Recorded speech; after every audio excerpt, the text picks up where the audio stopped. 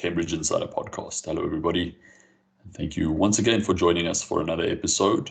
Mr. Craig Batson, how are you? Absolutely fantastic today. Excellent.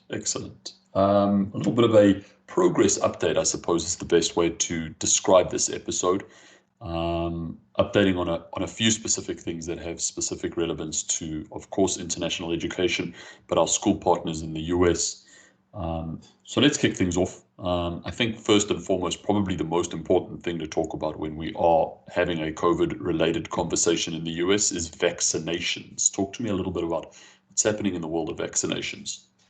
Yeah, so the U.S. is humming along. I hear we're administering over 1 million doses a day, heading up towards 2 million doses a day. It looks like on the CDC's website, it says 46 million doses have been administered. I mean, this is what we need to see for the industry to open back up and our lives to return to normal. And this is the most important thing that we can do as an industry to bring back student recruitment. Absolutely. We've been saying it for a while, and we're sort of starting to see a little bit of momentum. I do believe, and don't quote me on this, but I did read that of those 46 million, about 9 million are complete shots, meaning that people have had their second dose and are fully vaccinated.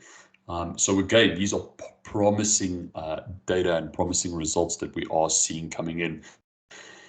Again, with the eye to people returning to some sense of normalcy, and being able to hopefully, eventually welcome students back to our shores.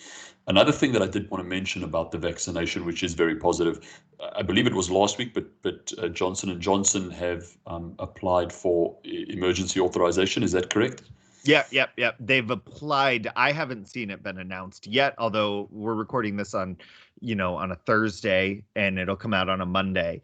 And so, maybe by Monday it will have been approved, hopefully. Yeah. And that's, again, another part of the puzzle, another positive part of the puzzle is that that's a long-awaited vaccine, the Johnson & Johnson one, specifically because I think it's easier to administer. You don't have to store it at such low temperatures. And it's only a 1-dose shot, I believe. So again, these are things that are all combining to paint a little bit more of a rosy picture when it comes to vaccinations. Also, as school officials, understanding that vaccinations mean opening up the country, opening up our shores, hopefully stopping a little bit of the bleeding when it comes to international students. Mr. Batson, you mentioned something earlier to me, which I found very interesting. Have you had any school officials that have spoken to you about being vaccinated themselves? How has that gone? What effect do you expect that to have, within the sort of the school community? Yeah, this is actually the biggest part about how we can use this vaccine and this, progress that we're seeing in America to our advantage, right? Is the hottest ticket marketing item in international education right now is vaccines and COVID opening plans. Mm-hmm. At this time last year, we were, just starting to get our feet under, okay, there's COVID, things are going to be changed and interesting. Let's still promote our schools traditionally. But right now in 2021, when a family goes to an agency and says, oh, I'm thinking about sending my son or daughter to a school in America to study, they're not asking for an open house. They're not asking for academic information. What they're looking at is, what's the COVID information for this school? Do they have a safety plan out? Do they have a video? One of the things, I got these schools that have, local news clips that we can share, XYZ school in California is opening back up. And here's a video produced by the local news that's showing how they're opening up and how they're staying safe.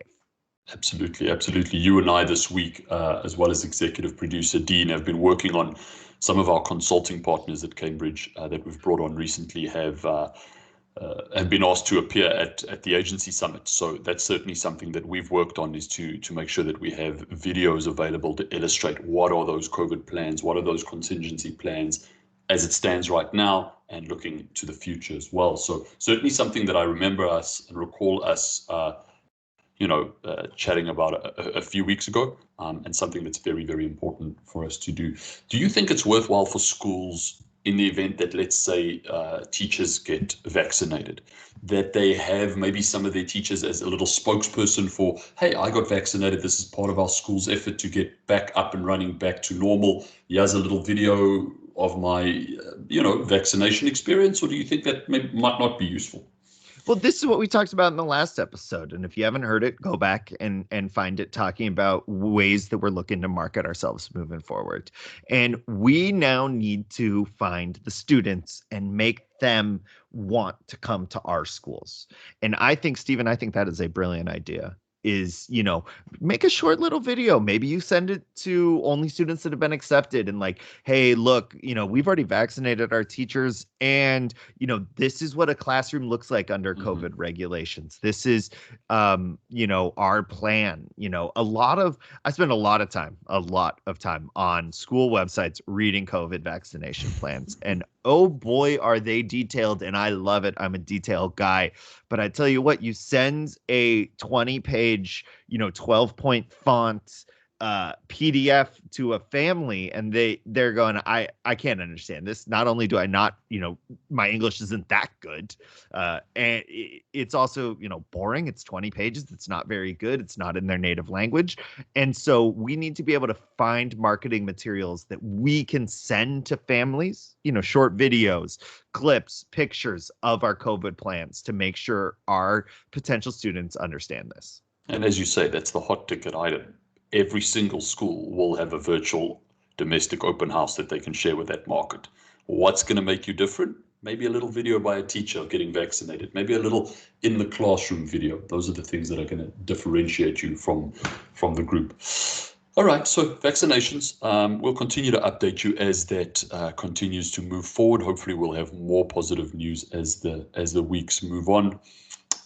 Let's talk really quickly. You and I shared the past week a couple of really good articles with regards to what they've now termed a Biden bump in international education. I'm not quite sure if I like that yet, but we'll go with it for now. But really that we have already seen a lot of positive steps being put in place for international students to be able to come to the US, and we also expect a few more to be put in place as we move forward from the Biden administration. Do you want to comment a little bit on that? First of all, yeah, I want to comment. Maybe I don't listen to you enough. I had not heard anybody call it a Biden bump before. It's in one of the articles. And then on what you did air quotes when you did it. And I'm like, oh, we're calling it a Biden bump? Okay. We're on YouTube. So. Yeah, we are on YouTube. Some people are watching. Yeah, so we are seeing what we were hoping to see. This is an optimistic podcast, and we are seeing the slow increase. I wouldn't say return yet, but the slow increase of applications. We're seeing it here at Cambridge Network. We're seeing it in the data that's coming out. And the most detailed data we have is it's from the Common application. And that has come out.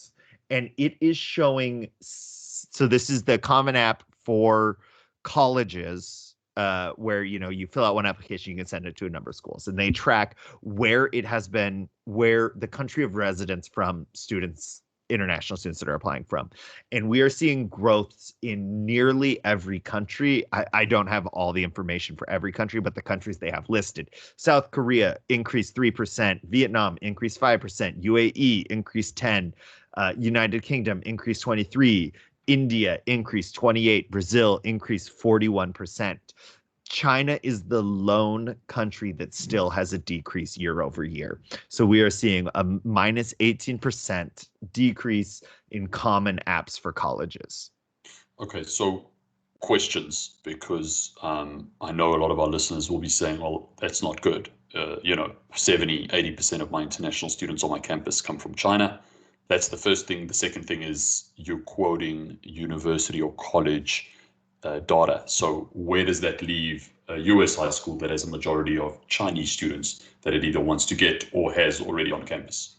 Yeah. So our world, the secondary school world, really focuses on three countries that we do see mirroring in percentages in this area. So Vietnam, Korea, and China are kind of the three biggest senders to the United States in the F1 visa world.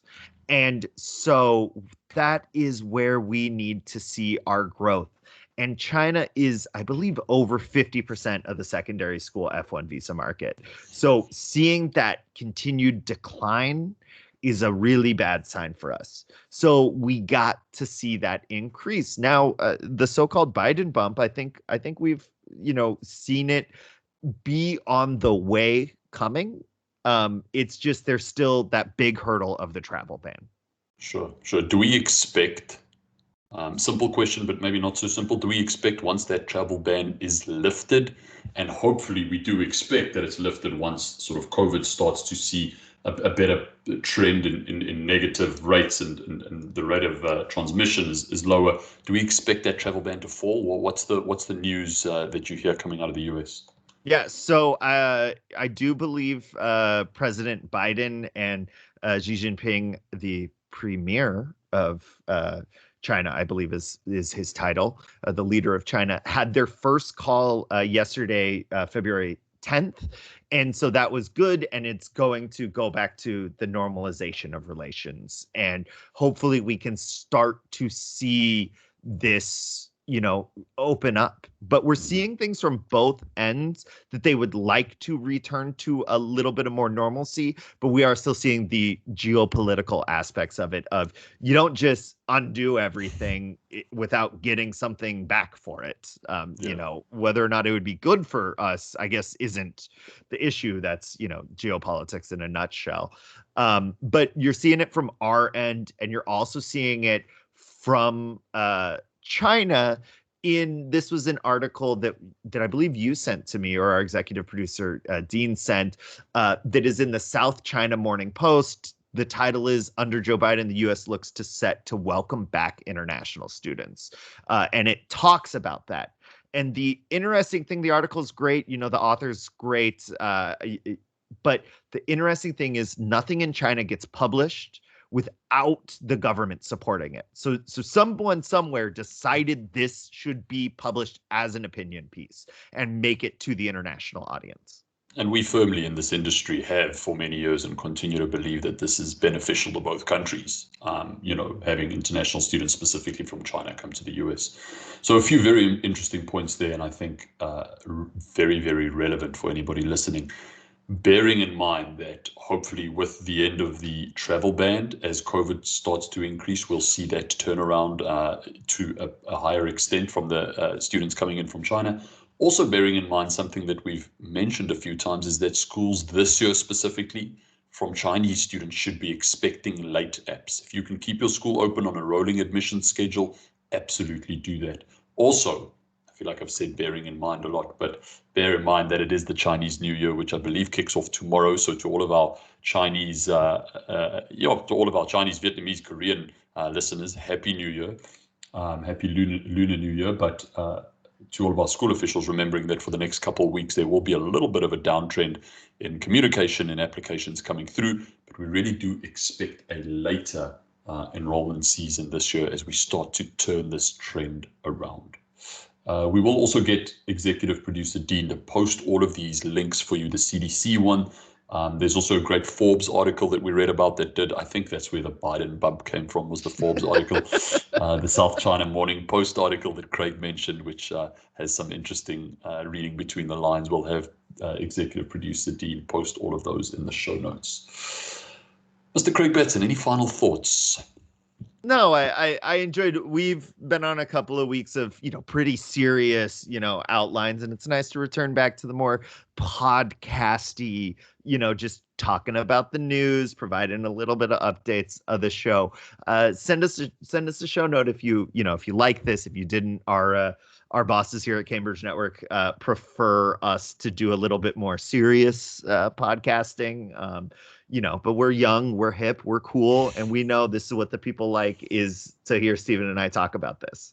All right. Well, it was definitely a positive episode. I'm pleased we could share some of that news, and we'll continue to do that. If you do have any questions about any of these articles or about this episode specifically, feel free to reach out to your Cambridge representative. That's why we're here.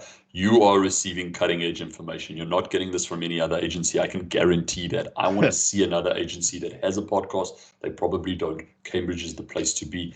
We'll see you all around the next episode. Bye bye, everybody.